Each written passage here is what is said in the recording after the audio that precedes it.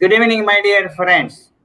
It's gratifying to note to be part of this great initiative of a webcast program on insolvency and bankruptcy code. Today is the 6th of April 2021, Tuesday. In some of the states, election is on and it is up to 7 p.m. And will request those who have not casted, tell your friends to go and cast the vote to have a maximum turnout to decide the democratic process of a constitutional duty to be performed. With this overall note, just day before yesterday, 4th of April 2021, there was an amendment by an issuance of an ordinance promulgated on insolvency and bankruptcy. Generally, an ordinance is issued where the sessions of parliament is not in operation or conducting their activity, and it is very important to enact this particular amendment in IBC. You all know during this last year, which we are experiencing today also about the global historical pandemic, there was a suspension of this IBC process from 25th March 2020 for an year, got expired recently. And also, the threshold limit has been hiked from, in respect of CIRP, from 1 lakh to 1 crore. Because of this, most of the matters were kept in abeyance. They could not do anything. The resolution process has been time and again told is not a recovery of the due process. It is a resolution, finding a solution to a situation.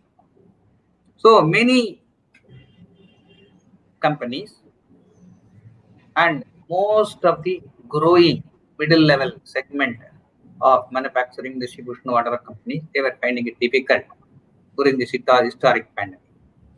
Keeping that in view and the necessity and time aspect, it was thought fit to by the government to promulgate this particular ordinance. The other speaker of the day who is going to share his vast knowledge about this topic to give an insight about this amendment with all rich experience which he carries on is Dr. Gopalakrishna Raju, who is very familiar to most of us, and he has taken the pains of melting the candle yesterday night to share within one day. It's a day before yesterday means day before yesterday evening only. Yesterday only the only available within less than 26 to 36 hours. Amidst his professional commitment, he has wished to share his expertise on this one. Dr. Gopalakrishna Raju is a chartered accountant, cost accountant, company secretary, resolution professional, valuation professional. The list goes on, never ends. And he is a passionate teacher. Welcome, Dr. Raju, and let us go to the topic specific. The IBC law has been enacted in the year 2016, roughly about 4.5 to 5 years got elapsed during this intervening time. And there were a lot of experiences this way, that way. Everything is there, it's mixed bag. And due to this pandemic, and as I told you, because of the need, this has been enacted. And today's purpose is to unfold with an insight about this particular new ordinance. With this, not to take much of your time, I go to the straight to the question. Dr. Raju, I want to know why there is a need for this one, and what are the objectives of this particular ordinance, to whom this is all applicable, whether it is type of all persons or defaulters or kinds of persons. Because in CRP it is applicable to certain kind of people. There are other kind of individuals. There are individuals, certain segments applicable. Likewise, what are the objectives of this particular ordinance and to whom this is applicable? Can you share your reply on that?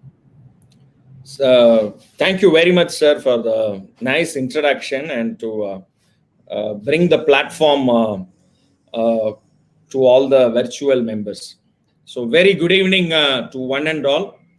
With reverence and respect to Sampath Kumar ji. He has been very supportive, especially in the initiatives taken by myself and Mr. Dhanapal. Welcome, Mr. Dhanapal. Thank you for joining on time. Welcome. The question that was put to us is very, very important. Why pre-pack insolvency resolution process has come? This is the first question. And this three-letter word, why we need to understand very clearly. Point number one, please understand, is exactly 1 year back, 24th of March, we have got an amendment where when the suspension was made for IBC, originally they planned for 6 months and they extended for 6 months. They brought one more amendment, very important amendment, that the applicability of the CARP, they have increased the limit from 1 lakh to 1 crore. Please be very clear. They have increased from 1 lakh to 1 crore. That means any default from 25th of March 2021 onwards, 25th of March 2021 onwards, if it is above 1 crore only, the CARP can be initiated.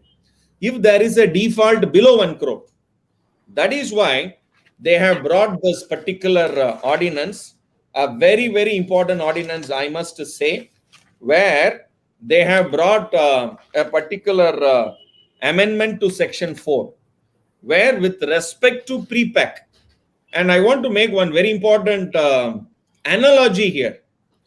The Bankruptcy Law Reforms Committee, when they brought out their report, based on that, a house was constructed. That is called the Insolvency Bankruptcy Code house.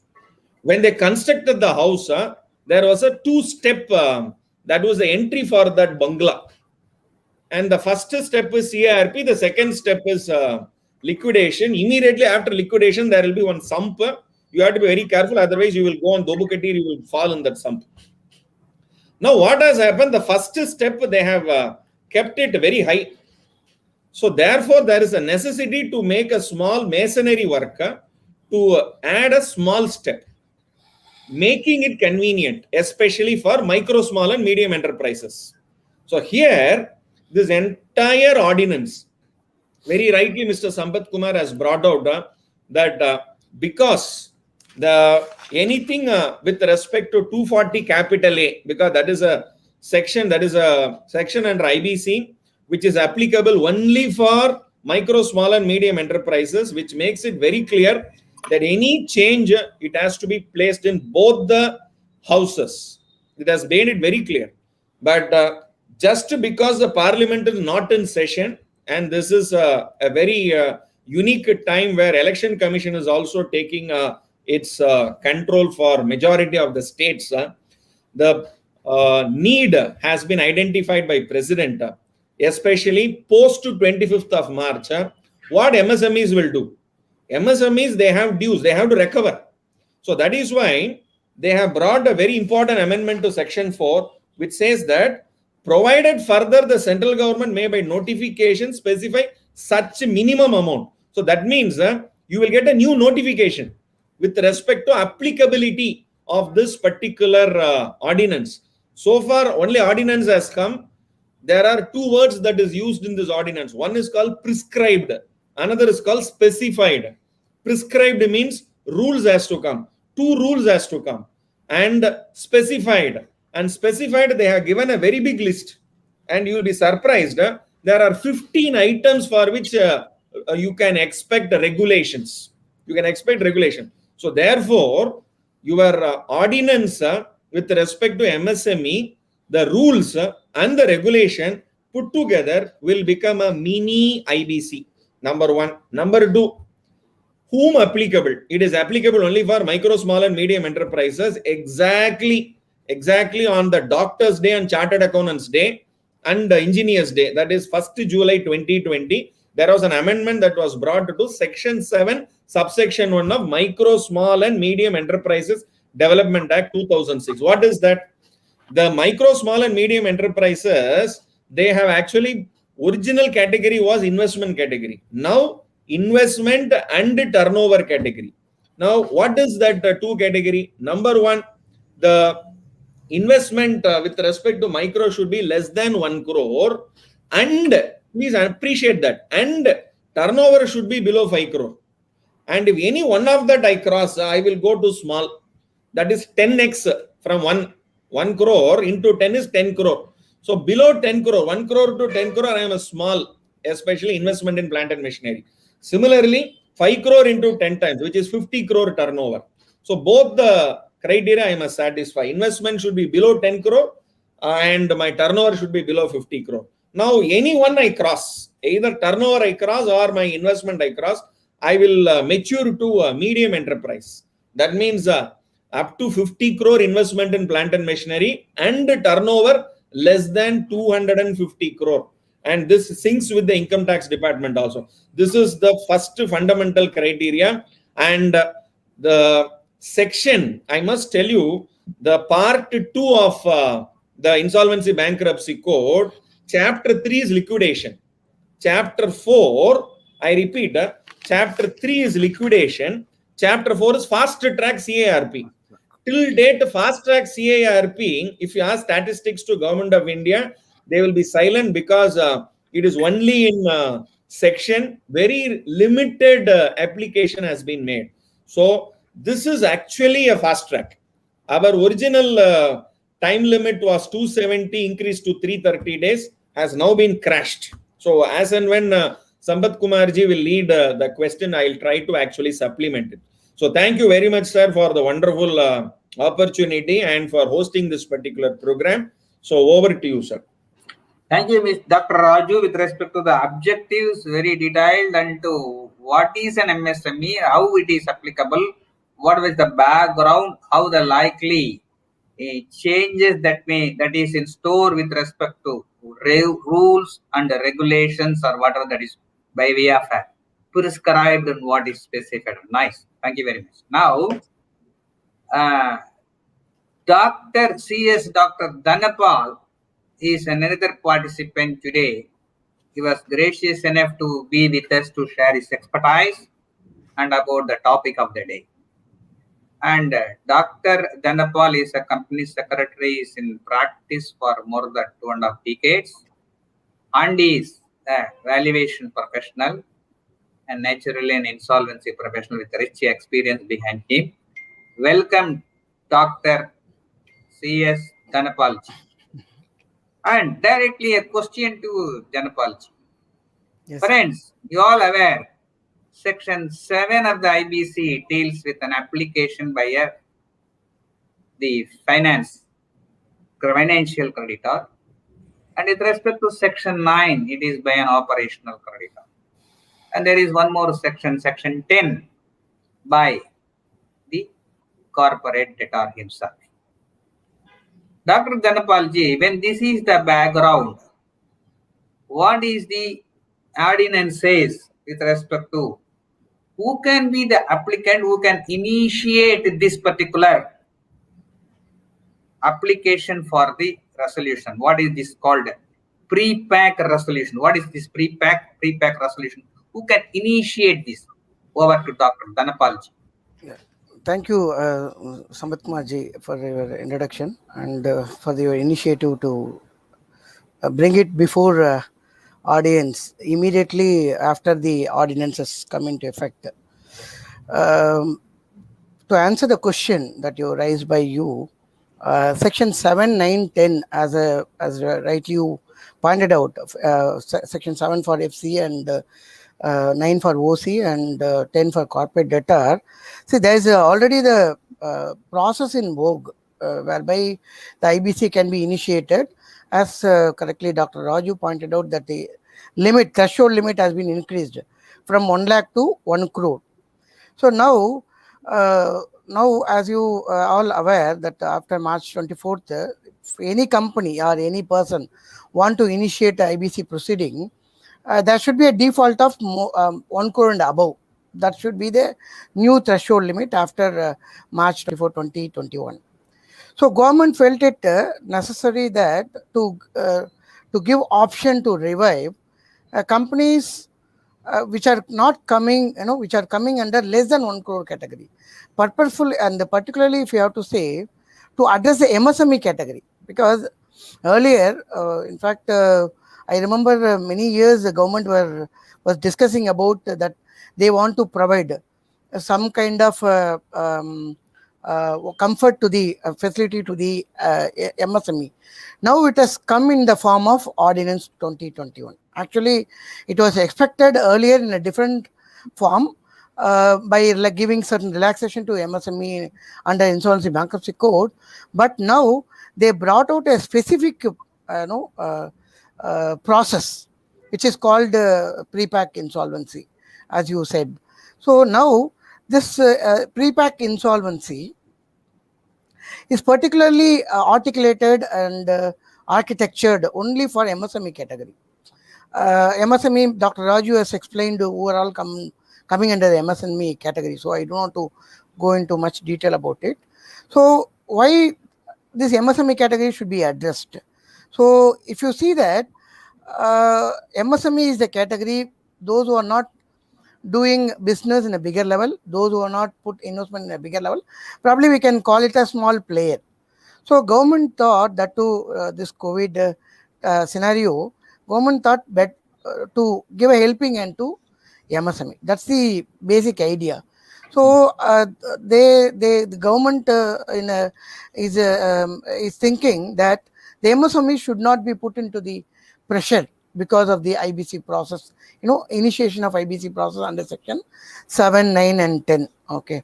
So what the government felt, okay, let us bring a separate process which called the pre-pack insolvency process, whereby the MSME, now the threshold limit under MSME is the government had to notify, but that cannot be more than 1 crore default, because anyway 1 crore and above is coming in the normal insolvency process.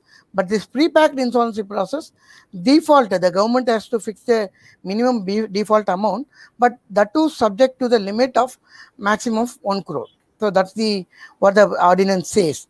So therefore, if any default lesser than 1 crore, time being, I'm presuming is 1 crore. Suppose the government announces it is 10 lakhs, then it is 10 lakhs or 20 lakhs. Whatever the government is going to announce, that's going to be the minimum figure to trigger the insolvency, pre-pack insolvency process. So suppose the government comes into one particular threshold limit. If any default committed by the MSME companies, not normal companies, MSME companies, then MSME companies can initiate their own pre-pack insolvency process. In fact, now today, what is available under section 10 for any company, now by virtue of this ordinance, this pre-pack provision has been given in the hands of corporate debtor who belong to the MSME category through this ordinance 2020. Thank you, Dr. Dhanapalji. You are in, as I understand, you are highlighting about the extended protection given to MSME, point number 1. Yes. And it is to be initiated by the MSME himself too, before the CIRP or 7-9 application is being taken. Yes. This is a self-regulatory mechanism provided to more than 60-70 lakhs of MSME across India that is situated, where there is a helping hand that is needed. Otherwise, they may have their own difficulty. They are recovering, in the process of recovering and growing, at which time they should not be disturbed. That's the simple essence about what I grasped from your nice inputs. Now, Dr. Raju, how is the adjudicating authority? There should be an application process in any resolution plan or resolution process. How the adjudicating authority deals with an application if at all filed, whomsoever it is, has rightly pointed out in this case, it is by the MSME and moved before it by a CD. When matters are already pending about the particular CD or what is the process involved and any intricacies with respect to the ordinance now. Amazing question, actually. And I want to actually supplement what Dr. Dhanapal made it. Because that particular section 4 says that was the original section. If you read the original section, it was same, and now they have brought it for pre-pack. My understanding is the government may start with same 1 lakh for pre-pack, so that more number of beneficiaries will be benefited. This is my individual view. Number one. Number two, coming to your question, already section 7 or section 9, section 10 petition is pending before adjudicating authority, NCLT.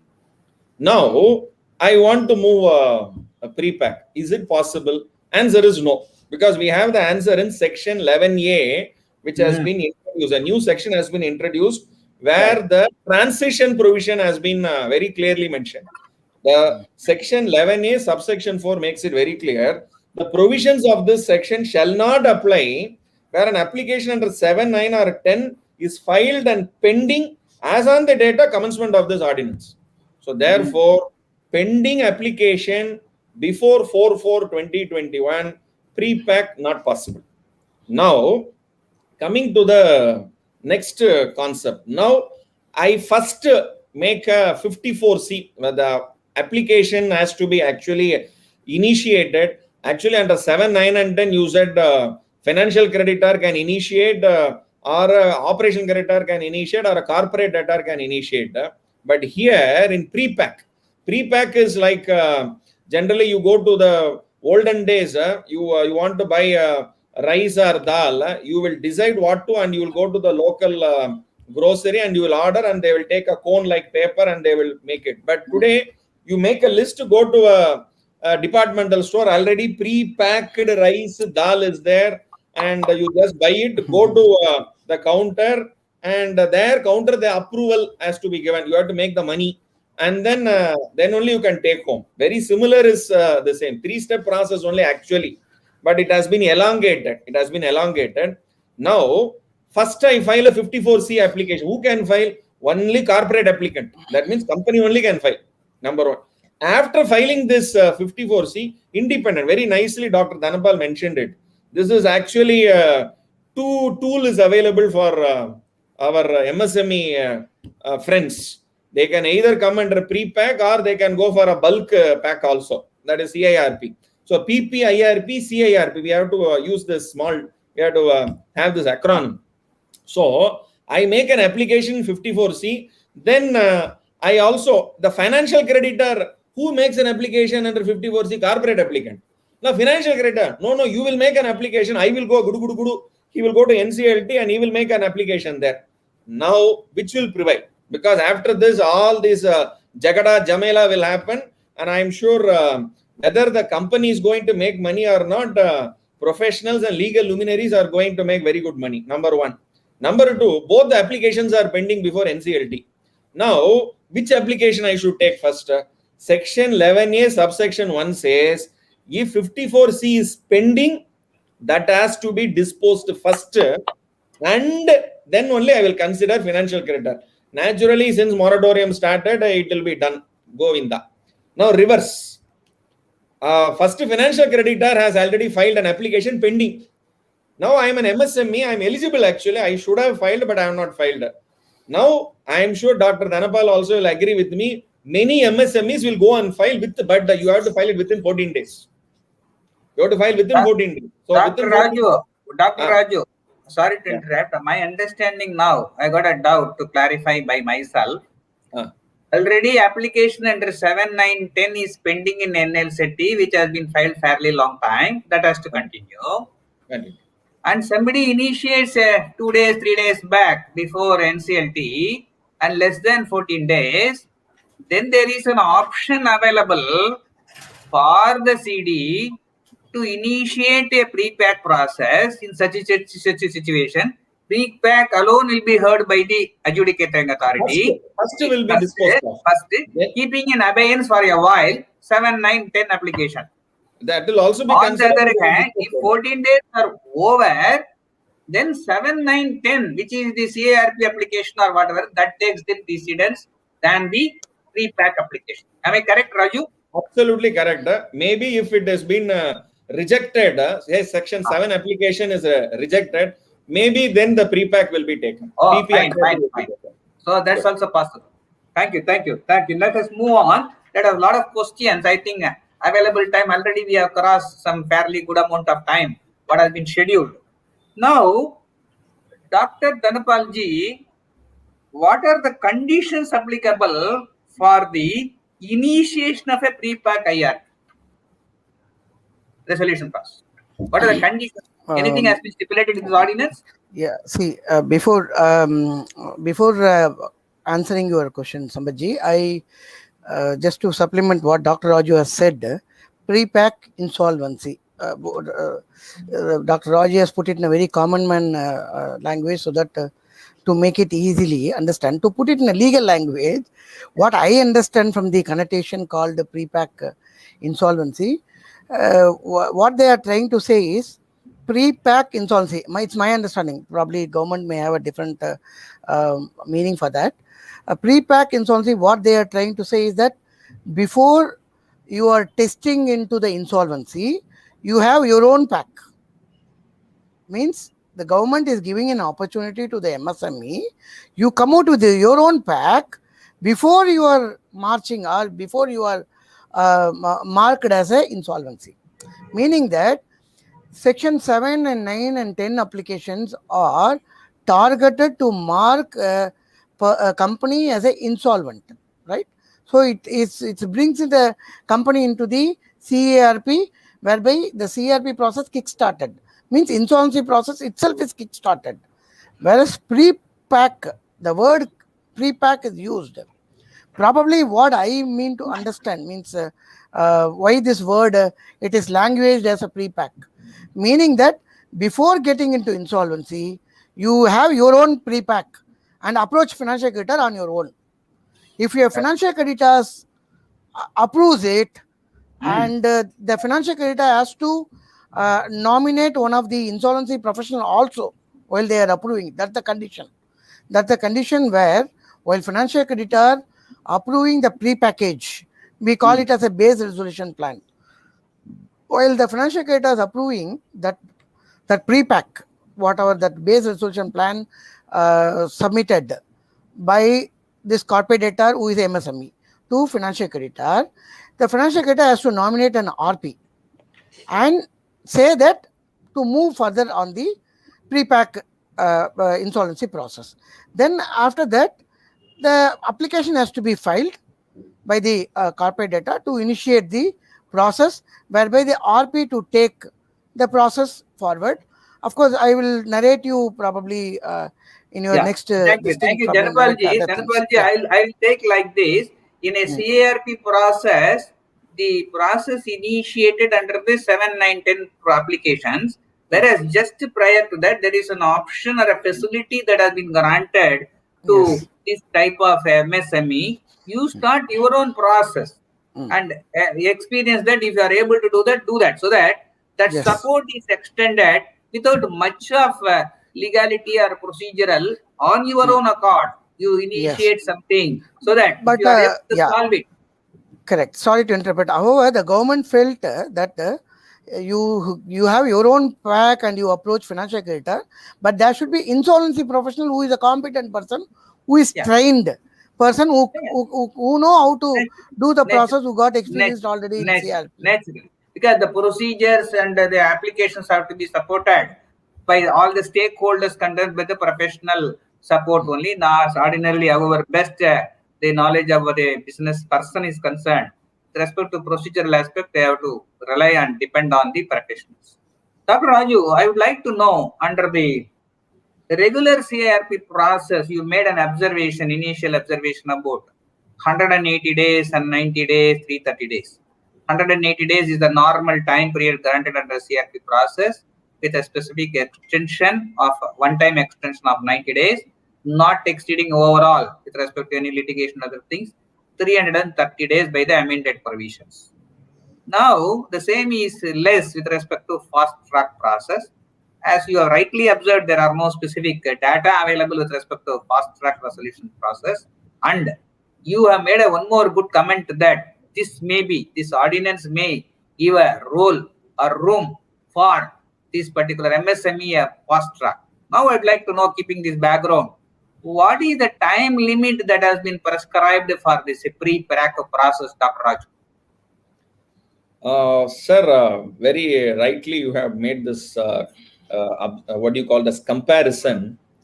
Today, government is very keen that unlike the section 54, that is your fast track, 55 to 58, which is the fast track CIRP, which has not gained that much of significance.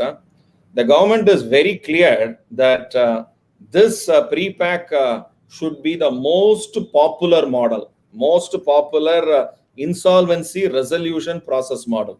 That is the reason it is not a what do you call it as a monorail, but it is a rail with a double track. What is monorail? Once CIRP is ordered, the board is suspended and the entire powers vest with the insolvent, the IP, that is the interim resolution professional, then with the RP. But here, board continues. And that is why you have a parallel two track. The train has to run on the track. Train is actually the business.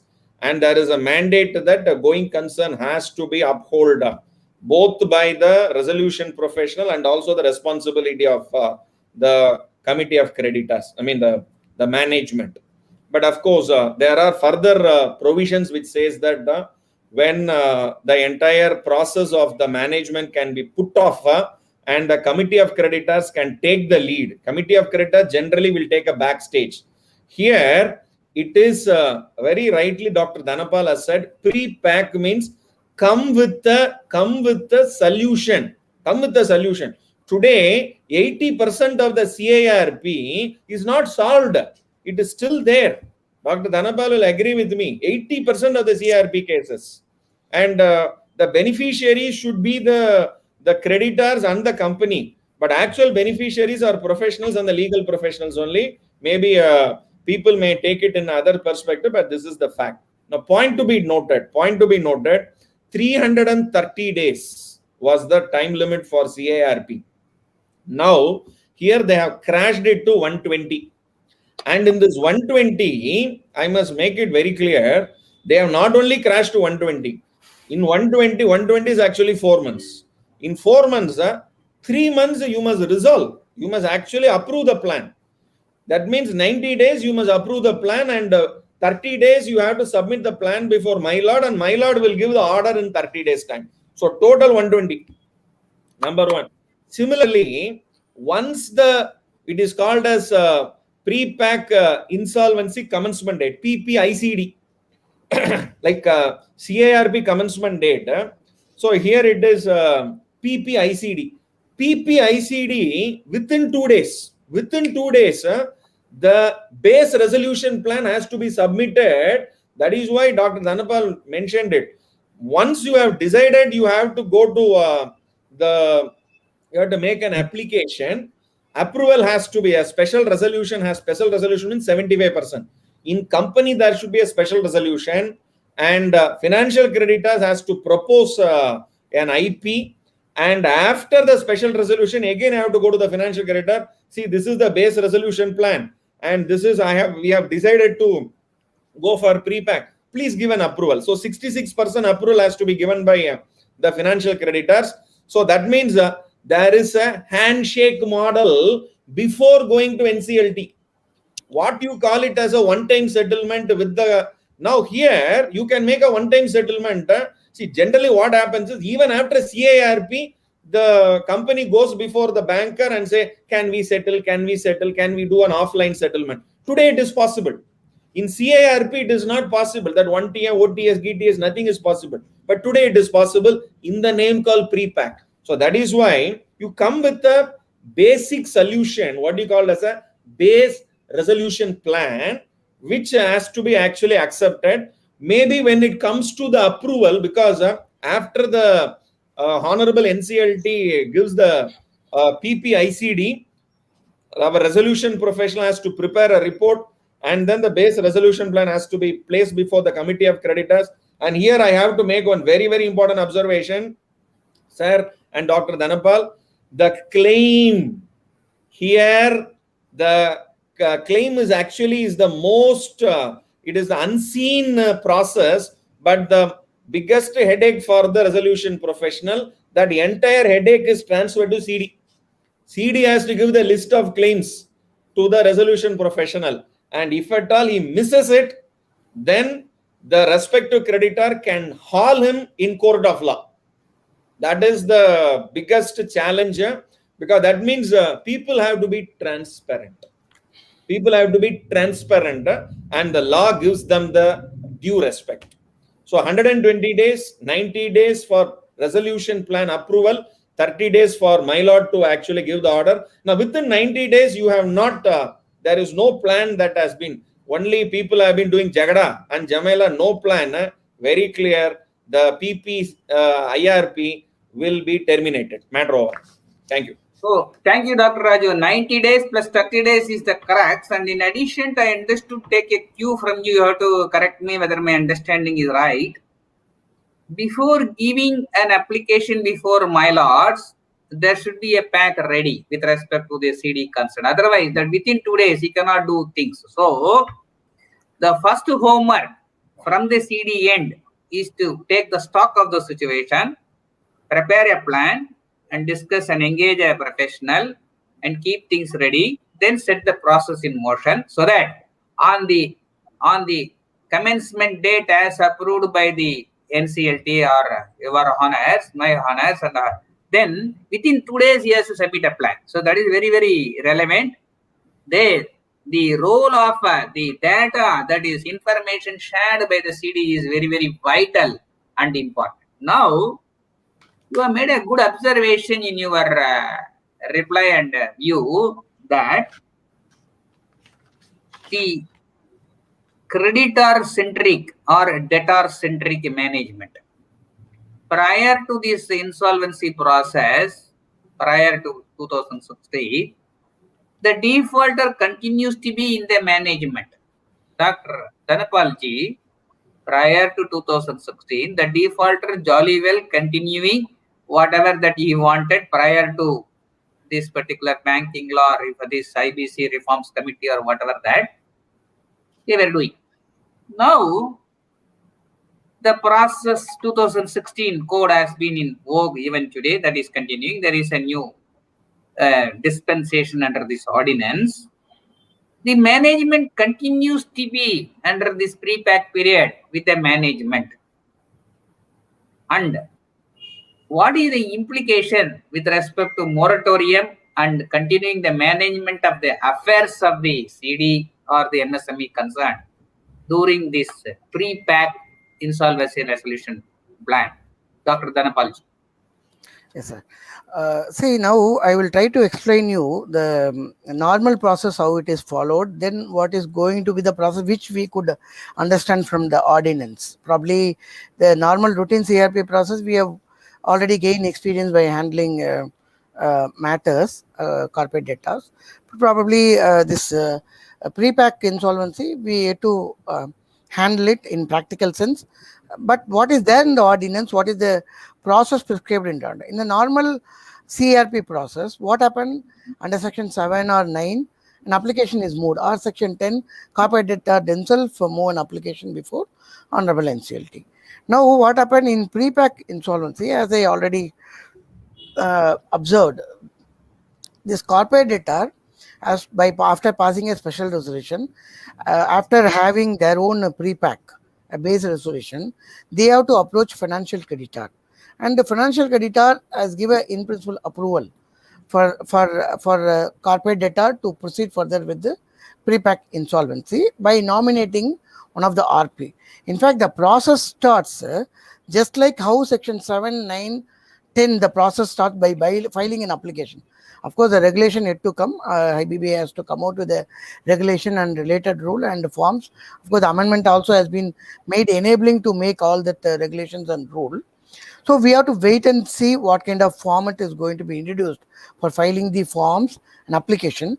Just like how section 7 and 10, 9 and 10, where an application will be moved. Similar way in pre-pack insolvency also, an application has to be moved before the honorable NCLT after taking approval of the financial creditor with the name of the IP nominated. So after hearing the application, the honorable NCLT will order, just like I owe like a CRP, same way pre-pack insolvency commencement date will come into force. on the date of admission of the application. On the same date of application, the IP appointment, the RP appointment also confirmed. Here, one small change is that in a normal CRP process, when the CRP is admitted, IRP starts its process. But here there is no IRP. Directly the RP only is appointed. So RP takes in charge of the whole entire thing. And again, if you see the difference between the routine CRP process and the pre-packed CRP process, the difference is that there in normal CRP process, the IRP is under obligation to take the custody of the management, the responsibility of the all the assets and duties of the suspended directors. So actually speaking, the suspended directors is kept away from the day-to-day affairs of the company and other decisions of the company, where the entire decision, entire responsibility comes in the hands of the IRP. Here, the idea of the government is not that to send away, to throw away the management in this pre-pack insolvency. The idea of the government is that with the support of professional, see that how the corporate data, they themselves analyze their position, come out with their own package with the consensus of the financial creditor, taking their approval, then filing an application. Then once the order has been passed by Honorable NCLT, admitting the application. Similar way how it is done in section 10, similar way it is done in pre-pack also. Probably there won't be any change. We have to wait and see. But same application process, same timeline. The Honorable NCLT should admit. The moment the application is admitted, the moratorium starts. Here, one important difference here the management is in the hands of the same person. The management is not changed. The property custody or the affairs of nothing will be changed. But one important provision has been inbuilt is that the moment the application is admitted, the provision says that all the financial institutions, bankers, has to cooperate. All the personnel and directors, all the employees of the company should cooperate to the resolution professional to see that resolution professional executes all the responsibility, obligation, functions, whatever provided in the ordinance. So purely resolution professional will be giving in a helping hand, of course, with a lot of responsibility and to ensure, and also to ensure the compliance aspects. But he is not taking custody of anything from the management. It is very much with the same in the hands of the same management, and with the help of the RP, the pre-pack insolvency will be explored.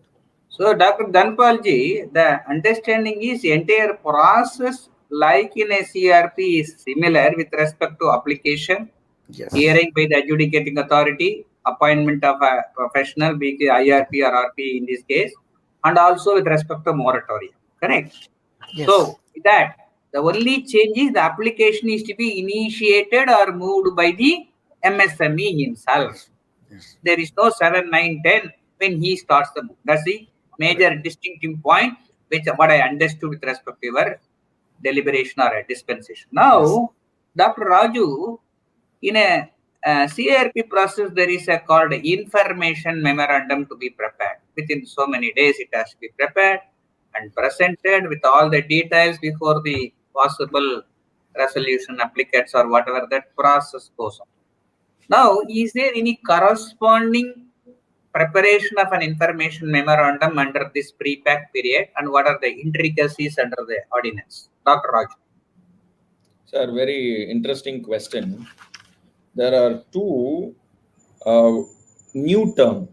It is, we can call it as a pre-pack resolution plan, a pre-packaged information memorandum. So pre-pack resolution plan, they have called it as a base resolution plan. Now, the moment you call it as a base, that means you have other resolution plans also. Yes. So that is why the base resolution plan, for example, the total, let us be very practical. MSME has borrowed from 17 creditors. Put together, the total loan is, say, for example, 93 lakhs. Now, I come out with a base resolution plan. See, 93 and all, not possible. I will settle it in 63. This is the plan I give. So 63, I have some method. I will bring money and I will settle it. My own money I will bring and settle it. My assurance. Or you go with the other CIRP normal process, you do it, nothing will come. I am assuring 63. This is base.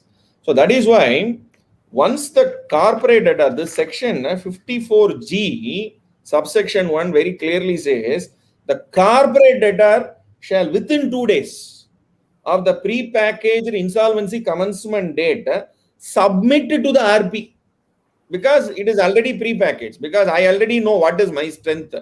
It can even be out of 93, I will even say I will only give 23. Balance Govinda. Okay, so that also is possible.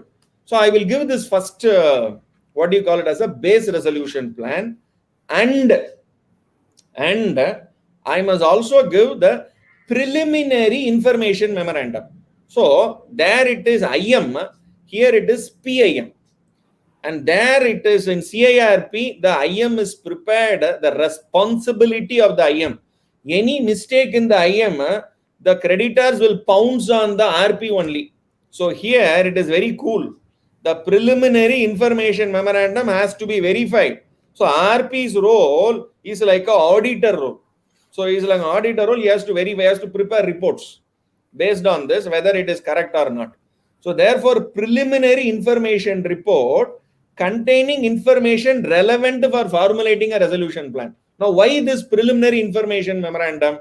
Because base resolution plan and further resolution plan for inviting other resolution plan from the prospective resolution applicant, and those plans along with the base resolution plan will be kept on the table of the committee of creditors, and a better, I repeat the word, a better resolution plan. That is why 54K subsection 10, 54K subsection 10 very clearly says, where on the basis of the criteria as may be laid down by it, the committee of creditor decides. I repeat, the committee of creditor decides that the resolution plan selected is significantly better than the base resolution plan.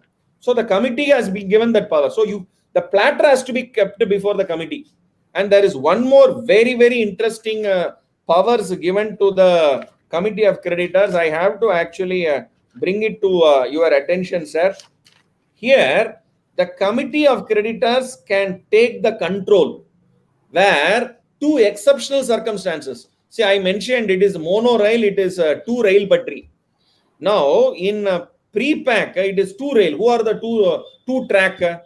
One track is RP, another track is board of directors. Now, this two track will go together provided everything is going on smooth. If two exceptional circumstances are there, what is exceptional circumstances? Affairs of the corporate debtor have been conducted in a fraudulent manner, or there has been a gross mismanagement. Take the loan and use it for all nonsense purpose. Then committee of creditors can decide with 66% majority that suspend that board. And just because committee decides for suspension, so that is why in the first meeting in the CIRP, honeymoon period is 30 days. Honeymoon period is 30 days. In pre-pack, honeymoon period is only 1 week, 7 days. 7 days. 7th day, meeting has to be started. Financial creditor has to decide whether monorail or normal rail track.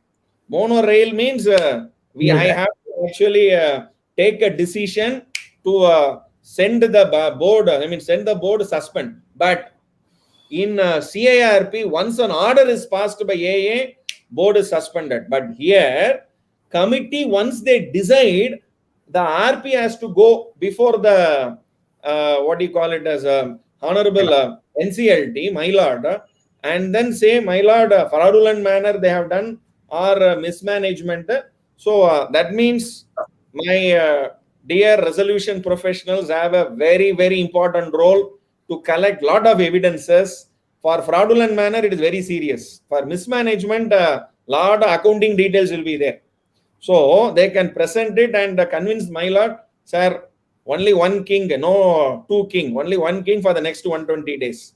So this is going to be a very interesting circumstances. I am sure Mr. Dhanapal will agree to it, and Maybe he can supplement some. Dr. Raji, you are telling there is a different kind of a challenge or a situation for a professional in the sense under the CARP, claim validation approval listing is a challenge within the given time and also to present it, take the confidence of the COC. Here, the fraudulent or mismanagement is not there, is to be excluded before taking further action because time available is very, very less.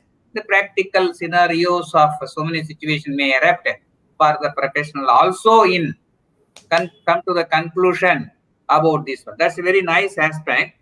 And Dr. Dhanapalji, I make an application as an MSME before their lordship for any reason. If my application is rejected or whatever reason, what are the consequences under the CARP? If the process or resolution plan fails or something, then there is a corollary or a natural consequence that the lordship may order for a liquidation of the CD. Now, what is that scenario in this pre-pack process? Actually, the scenario, if you see, as I already deliberated, there is not much difference between the CARP and pre-pack insolvency, except RP is kept outside, of course, with the responsibility and obligations, not within the management, outside the management. That is the main difference that is there between the CARP and pre-pack insolvency. CARP, RP is given in hand the entire management of the company as well as the custody of the assets and taking care of entire control of the assets and affairs of the company. Where here in pre-pack, the entire management and custody, all that they're in the same hand, which I already told you. So RP is supporting only. So here what happened, as Dr. Raju said, if the COC able to convince themselves that there is a fraudulent activity took place or something is done by the corporate debtor to defraud the creditor, then the COC can pass a resolution and say that to take custody of the entire management as well as custody, just like a CRP process, to take custody of the entire management. Then it will become a routine CRP process. How it happened, but of course, there's no change in the timeline, everything. But the responsibility-wise, I'm saying it will become all the more the routine CRP process. Another important aspects here, if you see, even the COC member, after constitution of COC, okay, after the base resolution plan is prepared and presented, and after resolution plan has also been invited from resolution applicant other than the base resolution plan. If even in that stage, if the COC member felt, means in the meeting, if the COC members felt in their meeting that the plan is not going to work anymore, and there's no question of considering any plan because nothing looks working, then the COC can even take a call to decide that company can be taken into liquidation directly. So in which case... So Dr. Dhanapal, sorry to interrupt Dhanapalji. Now, yes. The pre-pack process is on, and during the pre-pack process, COC in their meeting with all their wisdom to decide that pre-pack may not work. Why should I not go for a CRP, including liquidation or whatever? Yes. Can I go and by a due process of a resolution and giving a petition before their lordship, they can seek a direction to stop the pre-pack and initiate CARP. Correct? My understanding is right? Yes, I'll put it. Okay, I'll put it a little more clarity. If you see in pre-pack insolvency process, three things is important. Three scenario I can say. Then the three scenario is important because that's very important to understand when we read ordinance, which we could understand from our ordinance language. See, one is, as Dr. Raju said, when there is a defraud of creditors or where there is a transaction is done for some fraudulent purpose, then the COC can decide to pass a resolution, authorize the RP to take entire custody of the property and take custody of the management of the entire affairs of the corporate debtor. That is one thing. Second, even during when consideration of a resolution plan before the COC, still COC can take a decision that something has gone wrong in the affairs of the CD. Therefore, the COC can say RP that the CRP process initiation also can be done. In fact, there's a provision whereby the COC can even authorize that regular CRP process also can be initiated against the company, and there's no longer of a prepack insolvency, authorizing RP to file a termination of prepack insolvency process and authorizing RP to initiate CRP process. This is second. Dr. Raju, anything you want to supplement on that, Raju? That within the 90 days. Yeah. I have hours. Beyond 90 days, Fine. But Time again, is the crux. correct. But again, once CRP is admitted, then we get a timeline. Once CRP is admitted, we get timeline again. We get normal CRP timeline. So what I'm saying, the carrying out of filing an application under regular CRP, that should happen within the timeline. Once CRP admission took place, then the CRP timeline starts. That's what the ordinance says. That's the second scenario. Third scenario, when the resolution plan before the COC member, if, as I told you already, that when if the COC members felt that this resolution plan is not going to work anymore, then the COC can directly authorize and pass a resolution that company can be well taken. Point well taken. There can be a direct intervention by the COC to stop the process and go for the regular CRP. That's the point which you are highlighting. Thank you very much. As well as liquidation. Whatever the CRP and also direct liquidation also. Direct liquidation also. Without the CRP, direct liquidation also. Thank you. Yes. And Dr. Raju, I would like to know one important short point on that. Time is running out. 10 seconds. Yes, sir. In case my PPIRP process gets rejected, is there a mandatory condition I should go for a liquidation by the company like an CRP or anything? Raju, no. Very interesting. Very interesting. So there it is by default. By default, you are pushed to liquidation. Yeah. So here the PPIRP is terminated. That's all. And after that, MSME can safely initiate the process, try and sincerely do. In case some reason nothing happened, they are not going to lose anything. So it's a great boon. That is why, sir, this is a safe route. PPIRP is a very, very safe route, and that is the objective of the government to actually make it more popular. And even non-MSME, they may reduce their investment and their turnover and demerge it and make it into a MSME also. Number one. Thank you, Raju. Short point, last 1 minute. Sorry, Raju. Dhanpalji, last 1 minute, 60 seconds only for you. Kindly share your supplemental, whatever points, 60 seconds only. So finding up remarks so that Raju will take you give me another 60 seconds, sir. I want to make a last only one very important point. Okay. See, just to supplement Dr. Raju, what he said, provided the MSME should come in clean hand. If MSME, the corporate debtor is not in a clean hand, then the COC, as I told you already, can take a decision to initiate CRP or to take a decision to initiate liquidation. That is one thing. Before closing, another very important aspect I will say and conclude. Here in the prepack insolvency, the very important responsibility given to the promoter is that whatever the information shared by the promoter of the corporate debtor should make sure that the information shared are proper and all are legally right. In case if any loss suffered by any person because of the wrong information supplied in the preliminary information memoranda, then the third party or any person who lost, relying on the information, if would have incurred any loss, in fact, he can claim the loss in the civil court. He can make the promoters liable and claim the loss, even civil court. That is a provision, as a new provision which we could see in the prepack insolvency process, which is not there in the regular CRP process. Maintaining the preeminence of IBC, there is a way given for this recovery of this money also or process. Raju, your summary point. In CIRP, the wordings is called as verification of claims and then maintain the updated list of claims.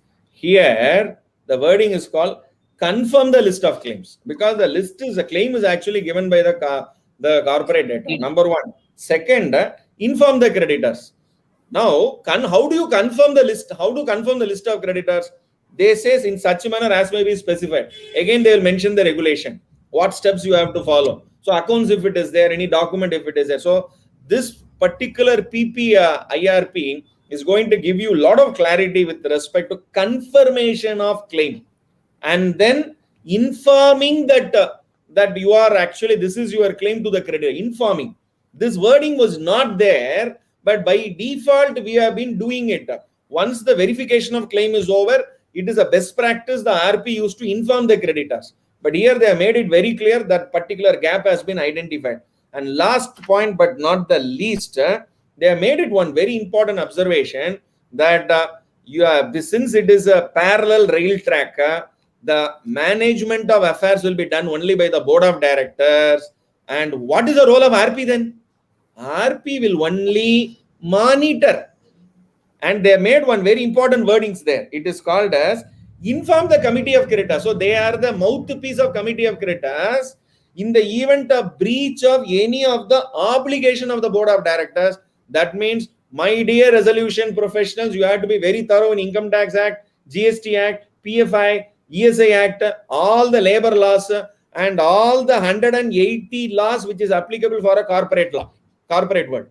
Otherwise, we will be failing in our duty in informing the breach. Number one, with respect to compliance of the law. Number two, with respect to the compliance of the contractual obligation. Both, it is the obligation of the RP. So thank you very much, sir. Thank you. I will say a few words and conclude. Thank you very much, Dr. Gopalakrishna Raju and my dear friend, Company Secretary, Dr. S. Dhanapal ji. Within the given, with the shortest possible note of less than 36 hours of unfolding of the ordinance, with all your rich experience and going through the provisions for the sake of this meeting, it's only initiation of understanding and appreciation of the provisions with respect to your experiences.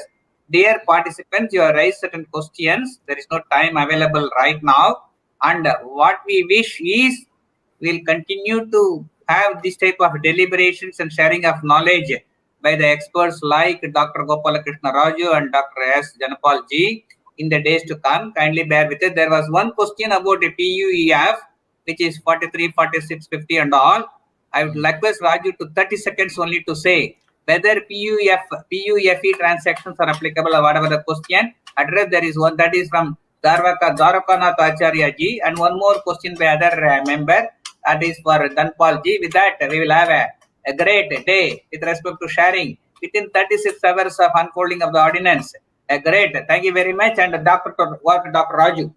Sir, as I was mentioning about the duties of the RP, like confirming the list of claims, informing the creditors, monitoring the management, in the same section 54F, subsection 2, subclass H, they have repeated the duty of RP or a liquidator, which has been given in chapter 3. They are repeated in chapter 3A also. File application for avoidance of transactions or fraudulent or wrongful trading. It has been given.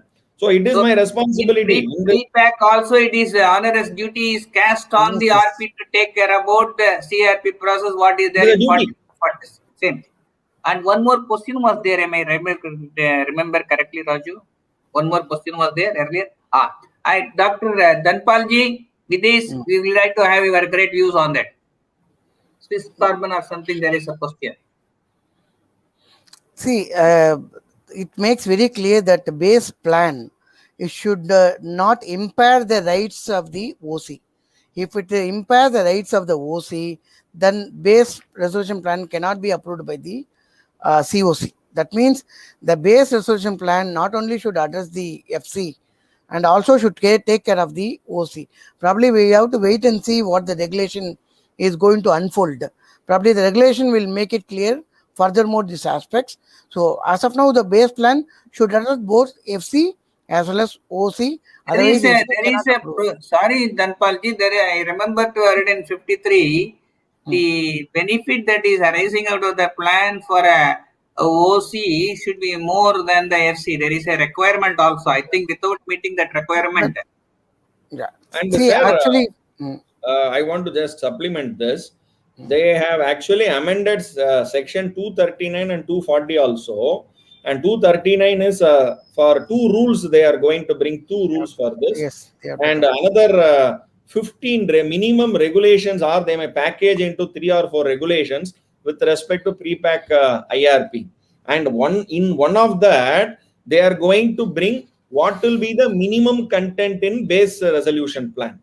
Number 2, what will be the information that has to be given in the preliminary information memorandum, and based on the preliminary information memorandum, it will be actually confirmed by the RP, and an IM will be prepared by the RP that has to be placed before the COC, because that has to be given to the prospector resolution applicant.